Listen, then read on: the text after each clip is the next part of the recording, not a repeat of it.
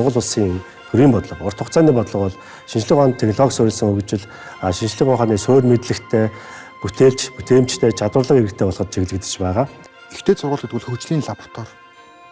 Ихтэй сургууль гэдэг бол энэ бол инновацийн төв.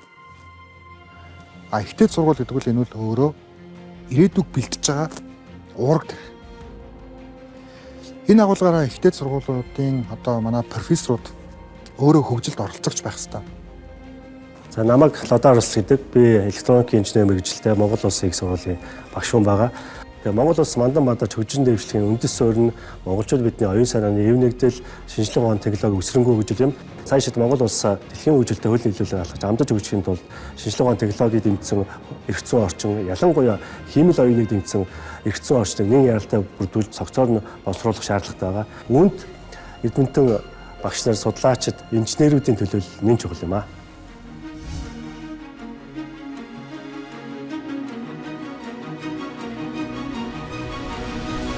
Ерөнхий сайдаа багаар нь дэмжи.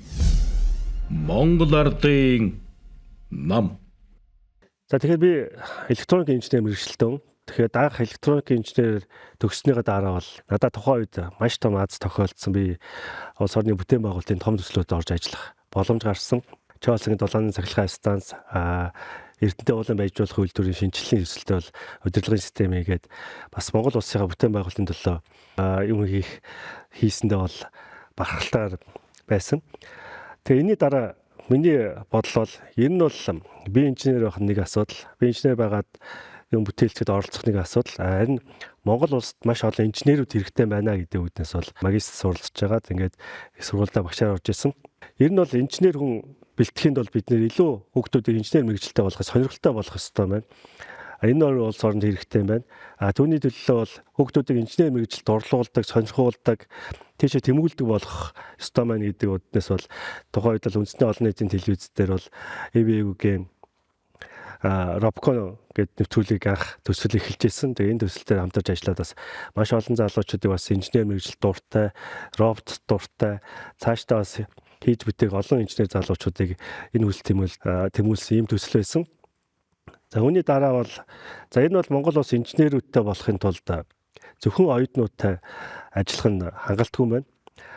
Ер нь бол инженер бэлтгэх гэдэг бол 10 жилээсээ сурагч хүүхдүүдээс эхлэх ёстой байна. Сурагч хүүхдүүдийг илүү бүтээлч сэтгэлгээтэй, зохион бүтээх сонирхолтой ийм болох ёстой байна гэдэг үднээс бол энэ үндэсний олон нийтийн телевиз дээр бол энэ залуу зохион бүтээгч төсөл эхэлж ирсэн. Тэгээ тухайн үед энэ төсөл маань маш олон залуучууд орж ирсэн. Хүмүүс ч гэсэн энэ хүүхд залуучууд маань юу хийж бүтээх ямар бүтээлд орж ирэх нү гэж сонирхтой байсан. Энээс илүү чухал үнц нь бол юу байсан гэхээр хүүхдүүд зохион бүтээх хүсэл эрмэлзэлтэй болсон. Зохион бүтээгч хүүхдүүдийг бусд нь дагаж тэмүүлдэг. Би ийм хүүхд чиг бол юм зохион бүтээх юмс илүү бүтээлж байх юмс гэдэг ийм эрмэлзэлтэй болсон. Энэ бол энэ төслийн үр дүн байсан. Тэгэхээр тухайн хүүхдээр сургуулийн багтдаг, суманд багтдаг ийм төсөл байсан. За тэгэхээр та хүмүүс мэдж байгаа 90 онд Монгол улсаас нэгэн эдийн засгийн шилжилт болсны дараа бол Монгол улс маш олон үйлдвэрүүд бол хаалгаа барьсан. За энэ үеэс хойш бол импортоо бараагаа авдаг, гарахтаа зөвхөн түүхийд гаргадаг ийм улс болсон байгаа. Тэгээ Монгол улсын дараагийн зорилт юу байсан бэхээр энэ бол Монгол улс буцаад үйлдвэрлэгч орн болох хэвээр, үйлдвэрлэгч улс болох хэвээр гэдэг ийм зорилт төвшүүлж явж байгаа. Одоо хүртэл бас энэ зорилттой эрчимжүүлж явж байна. Мэдээж улс болгон бол өөрийн гэсэн хэрэгцээтэй зүйлээ заавал үйлдвэрлэх ёстой зүйлүүд бол байдаг. Тэгээ үйлдвэрлэгч улсын хувьд бол илүү инженерүүд хэрэгтэй болдог. За гадны олон улсын шинэ мэдлэг, технологи, нав хавийг нутагшуулж өөрийн болгож хэрэглээ нэвтрүүлдэг. Түүнийгээ бас цаашаа ахиулан инженерлэгчлэх чадвартай ийм иргэд бол илүү их хэрэгцээтэй байдаг. Тэр нь бол бидний зөвхөн ойрын хугацааны ийм зорилт байгаа. Тэгэхээр энэ үед бол бид яг олборлтоос үйлдвэрлэлөө шилжиж байна. Улс орон гэдэг бол өөрөө бас улс орон хайш очих хэрэгтэй. Тэр очих цэгийг нэгдүгээрт улс үндэстэнгээр бүгд ихтгэл үнэмшилтээр нэгэн дугаар бол хүлээн зөвшөөрч тийшээ бүгд тэмүүлдэг байжээж улс орн бол илүү хурцтай хөгждөг. Тэгэхээр Монгол улсын хөгжил бол дараагийн шат бол энэ бол бүтээгч бол илүү инновацлог улс болох хэрэгтэй. Энэ шатанд бол иргэд нь бол илүү шинжилгээ ухааны суурь мэдлэгтэй, илүү бүтээлч байх ёстой болохыг шаарддаг. Энэ шатанд өөрөө шинжилгээ ухааны технологийн хөгжил нь өөрөө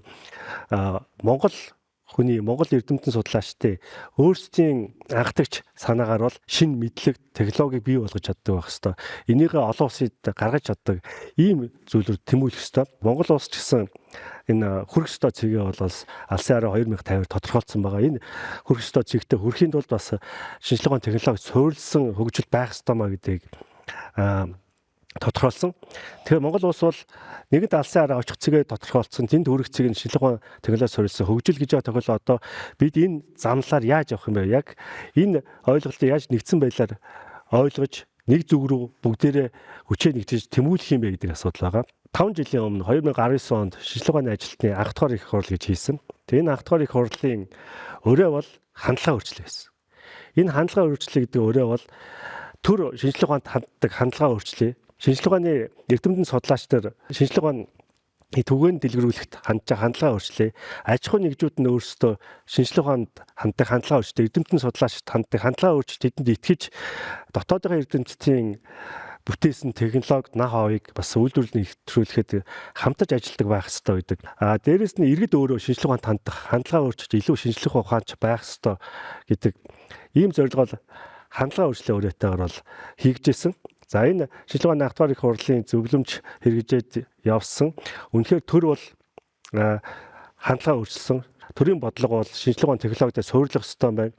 Төр эрдэмтэн судлаачтай бодлогын судалгаа захиалж хийлэгдэх байх ёстой байна.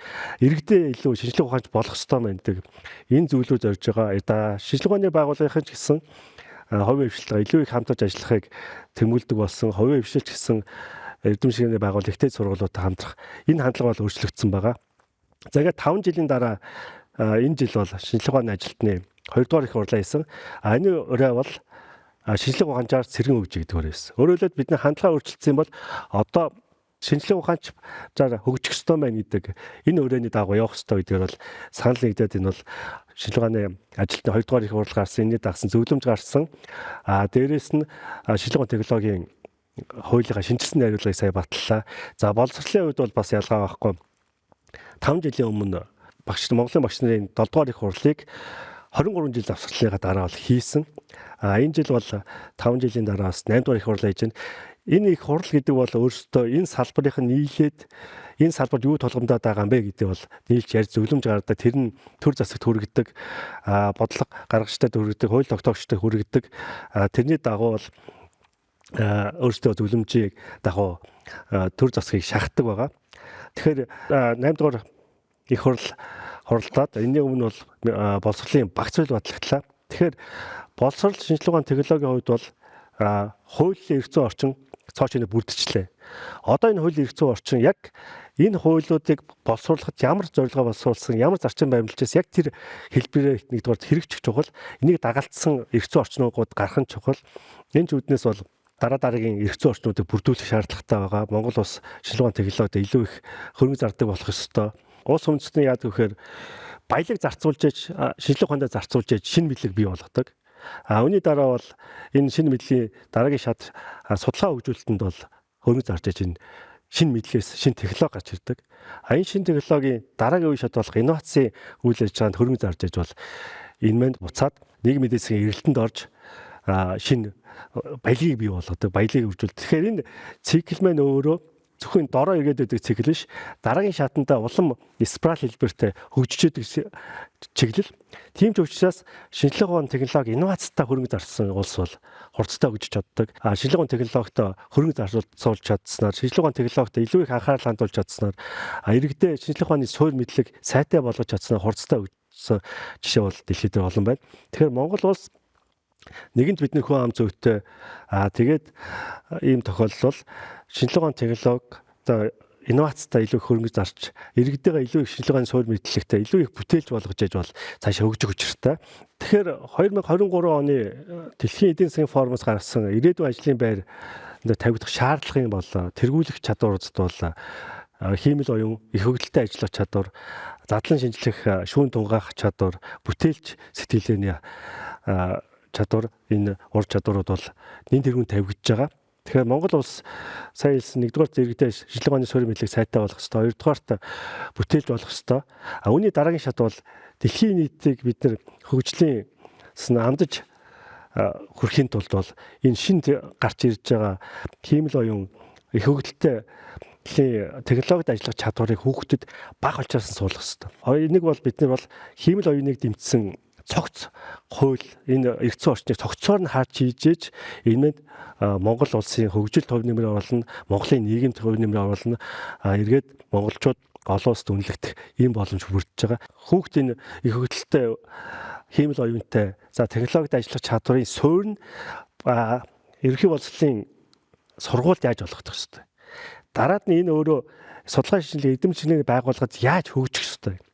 Эргээд энэний үр дүн бүх салбарт байх ёстой. Тэгэхээр хиймэл оюун гэдэг их хөдлөлийг төр яаж ашиглах юм? Бусад мэргэжлийн салбарууд яаж ашиглах юм гэдэг бид нар цогцоор нь харах хэрэгтэй. Энийг ингэ цогцоор нь харж хэрэгжүүлжээж бол Монгол улс бол дэлхийн хөгжилтэй илүү хурцтай хууль нийлүүлэлт алхах болно. Тэгэхээр энэ хууль хэрэгжснээр бол салбар болгонд энэ хиймэл оюуныг ашиглах, их хөдлөлийг ашиглах энэ болцоо бүрд нь өгдлийг бол 21-р зууны баялаг гэж харж байгаа. Тэгэхээр энэ баялагийг монголчууд өөрсдөө бий болох ёстой, энийг ашиглах ёстой гэд дээрэс нь энийг хүндээ хүрэх, төрийн үйлчлэгэнд хүрэх, тухайн салбарыг хөгжүүлэхэд хүний амьдралыг сайжруулахад бол ашиглаж чаддаг болох ёстой. Энэ шинжилгээ ухааны технологи хурцтай хөгжилд бол энэ бас түлхэц болно. Энэ шинжилгээ ухааны технологийн судалгааны бүх салбарууд бас түлхэц болох учиртай. Олон улсад өрсөлдөх чадвартай бизнес үйлдвэрлэлүүд шинээр бий болох боломжтой болно. Өндөр чадвартай мэргэжилтэнгүүд бий болно. Монгол улс шинжилгээ ухааны технологи хөгжлийг харахтаа зөвхөн Монголд байгаа хүмүүсээс харах бас шаардлагагүй. Энийг хязгаарлахдаг гэсэн. Шинжилгээ ухааны технологи гэдэг бол хэл хязгааргүй зүйл. Олон улсад амжилттай, гадаад амжилттай ажиллаж байгаа эрдэмтэн судлаачтай тэднийг ботч ашиглах ёстой. Тэр хүмүүс тэнд тодорхой туршлага оюунлуулад чадвартай болцгоо энэ хүмүүсээ бид ашиглаж оюуны дид бүтцийг үүсгэж бид урагшаа илүү хурцтай хөгжих ёстой. Энийг бас дараагийн шатанд хэрэгжүүлэх ёстой зүйл юм байна. Тэгээ энэ хиймэл оюуныг дэмжсэн хууль ер нь бол энэ бас технологийн салбарт бол энэ үндэсний баялагын сангаас бол мөнгө зарцуулах ёстой. Илүү их хөрөнгө оруулалт санхүүжилтийн нэмэхэд бол бас дараагийн шатны их хүүсвэрүүдийг олох ёстой. Тэгэхээр улс үндэстэн шинжилгээ ухаандаа бол илүү мөнгө зарчиж, илүү хурцтай хөгжил авчирдаг гэж би түрүү хэлсэн. Монгол улс сүүлийн жилүүдэд бол харамсалтай нь дотоодын нийт бүтээгдэхүүнээ 0.12, 0.13%-ийг л зөвхөн энэ шинжилгээ ухааны технологи зарцуулж байна. Тэгэхээр энэ бол олон улсын жишг бол 2%, 3% тэрнээс дээш байжж илүү их хөгжил авчирдаг. Тэгэхээр бид нар бол нэгдүгээр төсвийн санхүүжилтээ нэмэх ёстой. Хоёрдугаарт бол энэ бусад сангуудаас ялангуяа шинээр бий болсон үндэсний баялагын сангаас энэ шинжилгээ ухааны технологид хөрөнгө оруулах ёстой. Монгол Ардын намын мөрөг хөтөлбөрт орсноор бол үндэсний баялагын сангийн нэгээс багагүй уяг технологи инновацид оруулна гэж байгаа. Дээрээс нь бид нар бас бусад их усүрдийг хайх хэрэгтэй. Бид нар нэг хэсэг бол гадны улсуудын хэрэгжүүлж байгаа төсөл хөтөлбөрт орж ажилладаг байсан.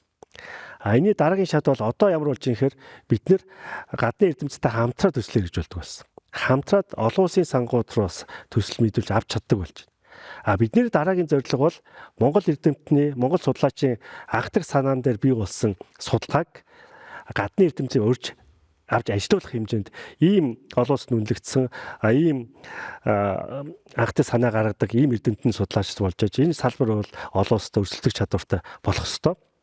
Технологийн үеч бас ялгаа байхгүй. Бид нэр эхний шат бол мэдээж гадны олон улсын технологиг нутагшуулах, тэрийг хэрэглэх асуудал байгаа.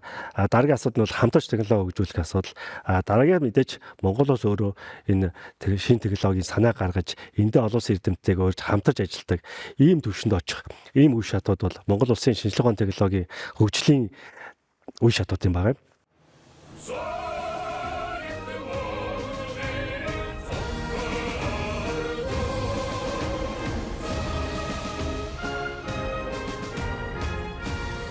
Ард түмний ялалт. Улсын хурлын сонгуульд Монгол Ардын намаас жагсаалтаар нэр дэвшигч Чоймагийн нодойр авсан. Монгол Ардын нам. Ерөнхий сайдаа Багаарын дэмжи.